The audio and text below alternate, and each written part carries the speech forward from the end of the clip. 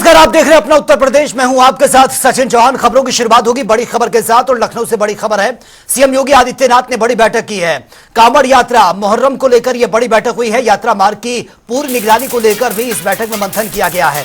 आबादी वाले क्षेत्रों में नजर रखने की तैयारी है क्योंकि माहौल खराब ना हो, पुलिस प्रशासन पूरी तरह से मुस्तैद रहे। बाकायदा इसी को लेकर यह बैठक की गई है।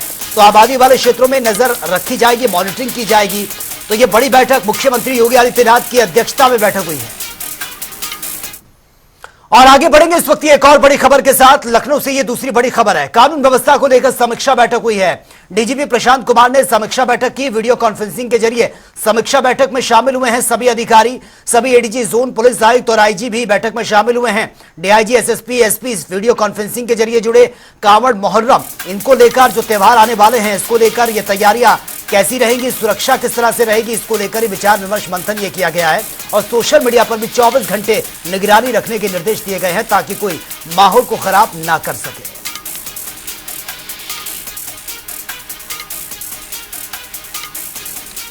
तो अति संवेदनशील स्थलों पर भी चेकिंग जो है वो बढ़ाई जाएगी और किसी नई परंपरा की अनुमति बिल्कुल भी नहीं मिलेगी। और साथ ही सोशल मीडिया, जिस पर सबसे ज्यादा माहौल खराब करने की कोशिश की जाती है, उस पर 24 घंटे मॉनिटरिंग भी रहेगी। तमाम जो अधिकारी हैं वीडियो कॉन्फ्रेंसिंग के जरिए इस बैठक का हिस्सा बने हैं। सभी को दिशा निर्देश दिए गए हैं आगामी त्योहारों को ध्यान में रखते हुए।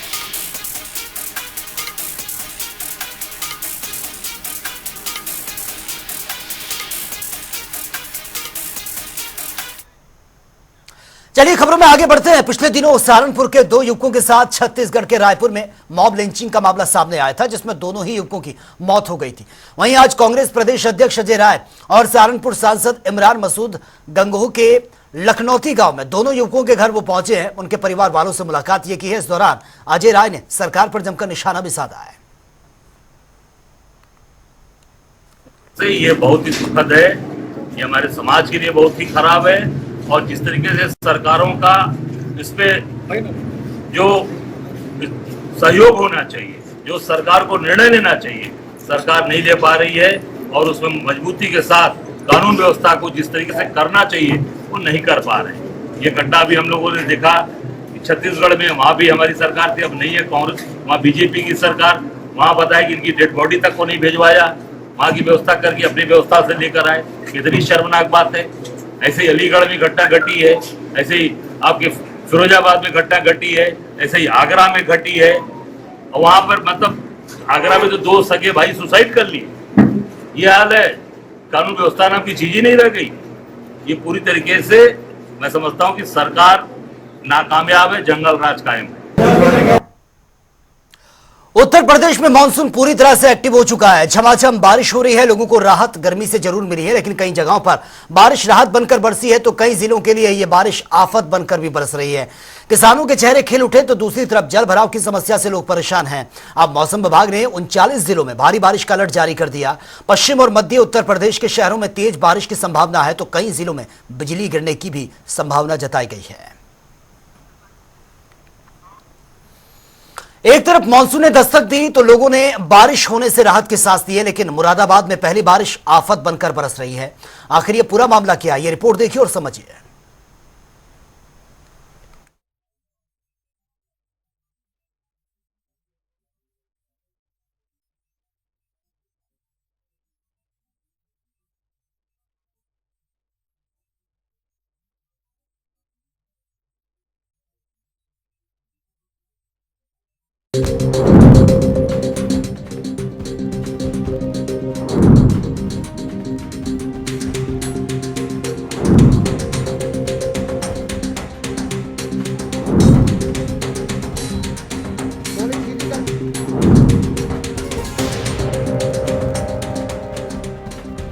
उत्तर भारत में मानसून की दस्तक के साथ ही भारी बारिश लोगों के लिए परेशानी का सबब बनने लगी है। उत्तर प्रदेश के मुरादाबाद से सामने आ रही ये तस्वीरें परेशान कर देने वाली है। पहली बारिश के बाद मुरादाबाद की भोलानाथ कॉलोनी पूरी तरह से जलमग्न हो गई है। भारी बारिश के बाद कॉलोनी की सड़कें पूरी तरह से पानी में डूब गई हैं। यहाँ रहने वाले लोग बीते 3-4 दिनों से काफी परेशान हैं और अपने घर से निकल तक नहीं पा रहे हैं। जल जमाव की समस्या के बाद लोगों में प्रशासन की इस लापरवाही को लेकर काफी गुस्सा भी है। सर मेरा मकान नहीं है, 2 मंजिला, यहाँ जा रही हूँ। क्या हुआ यहाँ पे? क्या आप नाव में कैसे जा रही हैं? सर ये कोई निकासी नहीं है, नाले का लेवल और ये एक हो जाता है। हाँ, कितना पानी है? सर ये डूबा हुआ है, पानी डूब जाएगा इंसान। इतना इतना पानी, कल एक बंदा निकल के गया था, बाल बाल बचा है। अच्छा, तो फिर आप कैसे जा रही हैं? सर अब नाव में जा रही हूँ। 3 दिन तक तो हम यहीं पे फंसे पड़े थे। अभी नाव आई है कल जना परसों से बस। और उससे पहले हम ऐसी मतलब ना कोई खाने को था घर पे, और बेचारे बुड्ढे हैं हमारे, तबीयत खराब है, वो ऐसे ही पड़े हैं ऊपर। तो क्या कैसे पानी है? कौन सी कॉलोनी है ये सर भोलानाथ कॉलोनी भी बोलते हैं इसको। जी तो फंसे हुए हैं पूरे? हाँ जी, तो आप वो नाव से जा रहे देखो हैं? जी, हाँ जी, वो पड़े हैं, बाहर ही पड़े हैं वो 2 मंजिले पे। दवाई का भी इनको पता नहीं है, और हर साल यही कई सालों से यही झेल रहे हैं। कोई सुनवाई नहीं होती यहाँ पे। बहुत ही बुरी स्थिति है, आप दिखाई दे रही है आपको। तो आजा कैसे रहे? नाव से आ रहे हैं। और ये क्या है? तालाब है क्या है ये जो ये पानी? ढेर है, ढेर भरा हुआ है पूरा। नाले का नाला टूटा हुआ है, पूरा नाला टूट जाता है यहाँ से वहाँ तक। सड़कों पे सब पे पानी आ गया? पूरी सड़कों पानी, पूरे मोहल्ले में पानी है।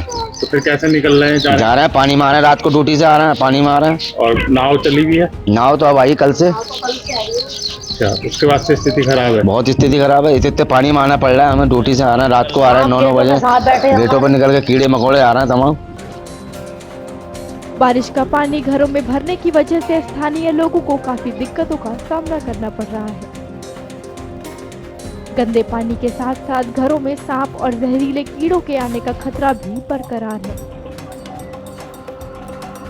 समस्या की गंभीरता को देखते हुए मुरादाबाद तहसील प्रशासन द्वारा एक नाव लगवा दी गई है। इस नाव के जरिए लोग कॉलोनी से बाहर आ जा रहे हैं और अपनी जरूरतों का सामान लेकर आ पा रहे हैं। सेवा में लगे पड़े हैं भोलानाथ कॉलोनी में। क्या चला रहे हैं? नाव चला रही हूँ साहब। अच्छा, किसने भेजा है नाव? ये पैसे आई है, तहसीलदार की तरफ से आई है साहब। तहसीलदार साहब ने भेजा है? हाँ। तो फिर कितना कितना पानी है? पानी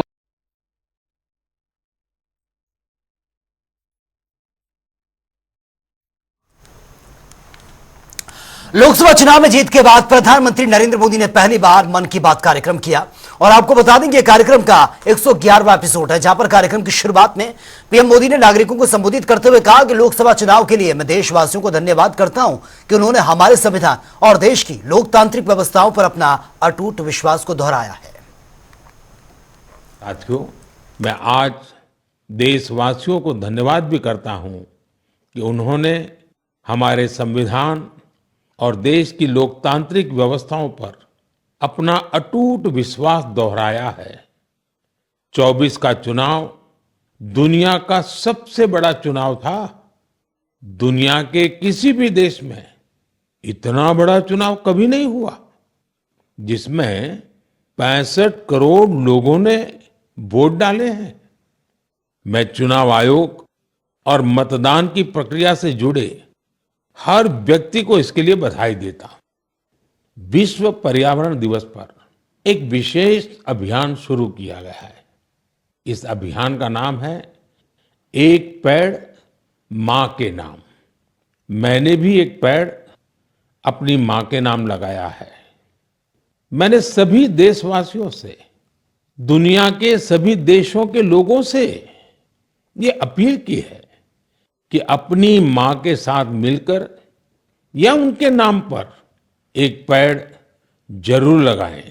मेरे प्यारे देशवासियों, अगले महीने इस समय तक पेरिस ओलंपिक शुरू हो चुके होंगे। मुझे विश्वास है कि आप सब भी ओलंपिक खेलों में भारतीय खिलाड़ियों का उत्साह बढ़ाने का इंतजार कर रहे होंगे। मैं भारतीय दल को ओलंपिक खेलों की बहुत बहुत शुभकामनाएं देता हूं। साथियों, इस महीने पूरी दुनिया ने 10वें योग दिवस को भरपूर उत्साह और उमंग के साथ मनाया है।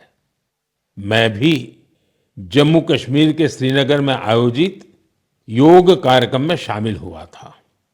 कश्मीर में युवाओं के साथ साथ बहनों बेटियों ने भी योग दिवस में बढ़ चढ़ करके हिस्सा लिया। जैसे जैसे योग दिवस का आयोजन आगे बढ़ रहा है, नए नए रिकॉर्ड्स बन रहे हैं। T20 वर्ल्ड कप के फाइनल मुकाबले में भारत ने साउथ अफ्रीका को हराकर इतिहास रच दिया है और उसके बाद देश भर में जश्न का माहौल है। हर तरफ इंडिया इंडिया के नारे, ढोल पटाखों की गूंज है। विश्व विजेता बनने के बाद देश में दिवाली जैसा माहौल है।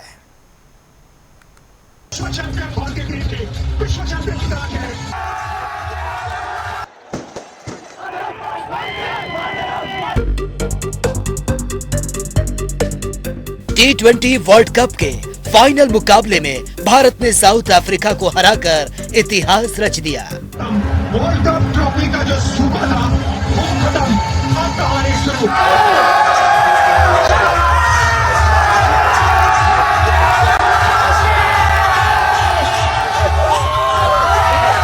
भारत की इस ऐतिहासिक शानदार जीत के बाद पूरे देश में जश्न का माहौल है। तस्वीरों पर जरा गौर फरमाइएगा, ऐसा लग रहा है जैसे आज पूरे देश में दिवाली मनाई जा रही है। पटाखों, आतिशबाजी और ढोल नगाड़ों के थाप पर लोग झूमते नजर आए।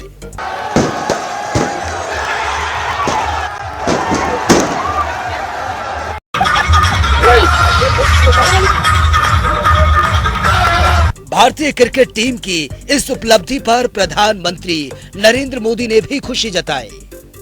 पीएम मोदी ने कहा कि हमें भारतीय क्रिकेट टीम पर गर्व है। टीम इंडिया को इस भव्य विजय के लिए सभी देशवासियों की तरफ से बहुत बहुत बधाई। आज 140 करोड़ देशवासी आपके इस शानदार प्रदर्शन के लिए गर्व अनुभव कर रहे हैं। खेल के मैदान में आपने वर्ल्ड कप जीता, लेकिन हिंदुस्तान के हर गांव, गली, मोहल्ले में आपने कोटि कोटि देशवासियों का दिल जीत लिया। और ये टूर्नामेंट एक विशेष कारण से भी याद रखी जाएगी। इतने सारे देश, इतनी सारी टीमें और एक भी मैच हारना नहीं, ये छोटी उपलब्धि नहीं है। आपने क्रिकेट जगत के हर महारथी, उनके हर बॉल को खेला और आपने शानदार विजय प्राप्त करते रहे। एक के बाद एक विजय की इस परंपरा ने आपके हौसले को तो बुलंद कर दिया, लेकिन इस पूरी टूर्नामेंट को भी रसप्रद बना दिया, रोचक बना दिया। आपने शानदार विजय प्राप्त की है। मेरी तरफ से मैं आपको बहुत बहुत बधाई देता हूं, बहुत बहुत शुभकामनाएं देता हूं। भारत ने साउथ अफ्रीका को हराकर जो इतिहास रचा, उसके बाद पूरे देश में जो तस्वीरें थी वो वाकई देखने वाली थी। जरा इन तस्वीरों को देखिए। जम्मू कश्मीर से लेकर कन्याकुमारी तक पूरा भारत जश्न में डूबा था। एक पल को लगा कि मानो आज पूरा देश दिवाली मना रहा है, लेकिन ये जश्न था भारत की शानदार जीत का। एक तरफ पटाखों, आतिशबाजी से आसमान जगमगा रहा था, तो दूसरी तरफ ढोल नगाड़ों की थाप पर लोग झूम रहे थे।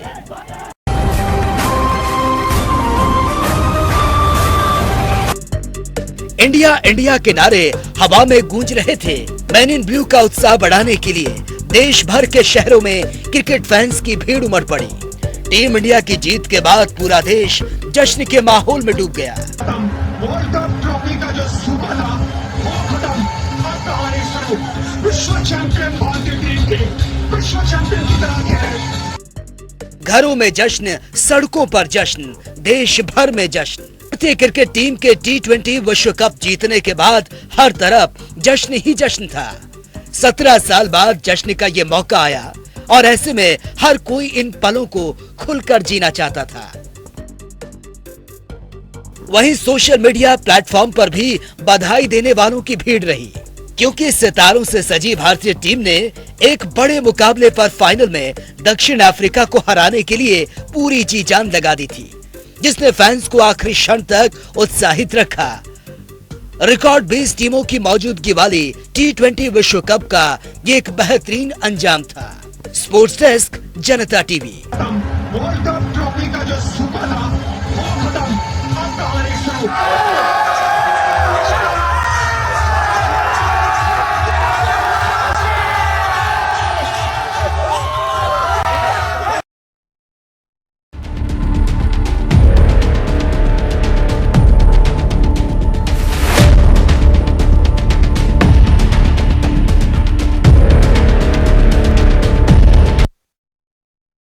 संदिग्ध परिस्थितियों में मिला युवक का शव, सूचना पहुंची पुलिस जांच पड़ताल में जुटी। मृतक के परिजनों ने लगाया हत्या का आरोप। आपको बताते चले पूरा मामला जनपद कानपुर देहात के रसूलाबाद कोतवाली क्षेत्र के बिरहुन चौकी के अंतर्गत मिर्जापुर लखोटिया का है, जहां पर मिर्जापुर लखोटिया गांव के समीप राजवीर 50 वर्षीय युवक का शव संदिग्ध परिस्थितियों में नाले के पास पड़ा मिला। की सूचना चौकी इंचार्ज ने मृतक के परिजनों की मौके पहुंचे। मृतक के परिजनों ने आरोप लगाते हुए लाखन पुत्र दशरथ घाघू पर हत्या किए जाने का आरोप लगाते हुए पूरे मामले पर गिरफ्तारी की मांग की। वहीं पर चौकी इंचार्ज व रसूलाबाद कोतवाल मुकेश कुमार सोलंकी ने परिजनों को समझाते हुए कहा कि पीएम हाउस जाकर पोस्टमार्टम से ये क्लियर हो जाए, इसके बाद लिखित तहरीर के आधार पर विधिक कानूनी कार्रवाई कर सख्त दोषियों पर कार्रवाई की जाएगी। हालांकि परिजनों द्वारा एक तहरीर दी गई जिसमें लाखन पुत्र दशरथ का नाम खोला गया है और ऐसे में नामजदी तहरीर के बाद अब पुलिस जांच पड़ताल में जुट गई। अब देखना ये होगा कि पूरे मामले पर रसूलाबाद कोतवाली पुलिस क्या कार्रवाई कर पाती है और मृतक के परिजनों को इंसाफ मिल पाएगा। विशाल सिंह, जनता टीवी, रसूलाबाद, कानपुर देहात। संगम नगरी प्रयागराज में जहां अब इन दिनों जहां स्ट्रीट लाइट के खंभे दुर्घटना को दावत दे रहे हैं। बता दें, जहां प्रयागराज के खुलदाबाद थाना क्षेत्र के अंतर्गत आने वाले हिम्मतगंज इलाके में जहां डिवाइडरों के बीच में स्ट्रीट लाइट लगे हैं, स्ट्रीट लाइट के खंभों के बीच जहां उनकी वायरिंग के बॉक्स बने हैं, मगर वो बॉक्स अब खुले हुए हैं जिनसे तार बाहर लटक रहे हैं। स्थानीय लोगों की माने तो ऐसे में कई बार दुर्घटना का शिकार होते हुए भी लोग बचे हैं, मगर अब बारिश का मौसम जिस तरह से करीब आ रहा है, ऐसे में करंट सड़कों पर उतरने का खतरा मंडरा रहा है और जिस तरह से वायर बाहर लटक रहे हैं खंभे से, कभी भी बड़ी दुर्घटना हो सकती है। अब देखना होगा इस पर नगर निगम किस तरह से संज्ञान लेता है और नगर निगम इन जो खुली वायरिंग है उनको सही कराता है, जिससे कि कोई आगामी मानसून के दौरान कोई दुर्घटना ना हो, जिससे किसी प्रकार की कोई जनहानि ना हो। जनता टीवी के लिए सैयद मोहम्मद आमिर, प्रयागराज। 1 जुलाई यानी कल सोमवार को परमवीर चक्र विजेता अब्दुल हमीद के जयंती पर आरएसएस प्रमुख मोहन भागवत उनके जीवनी पर आधारित मेरे पापा पुस्तक का विमोचन करेंगे। ये पुस्तक के रचयिता श्री रामचंद्र निवासन है, जिसको लेकर के उनके पुत्र जैनुल हसन ने उन्हें निमंत्रण 3 महीना पहले दिया था, लेकिन व्यस्तता के चलते उन्हें समय नहीं मिला। तो जो नागपुर स्थित जो आरएसएस कार्यालय है वहां पर उनको निमंत्रण भेजा गया। तो आज कल यानी 1 जुलाई को उनके जयंती के अवसर पे ये अवसर मिला है और उससे पुस्तक का मेरे पापा पुस्तक का विमोचन आरएसएस प्रमुख मोहन भागवत करेंगे। प्रमोद कश्यप, जनता टीवी के लिए, गाजीपुर।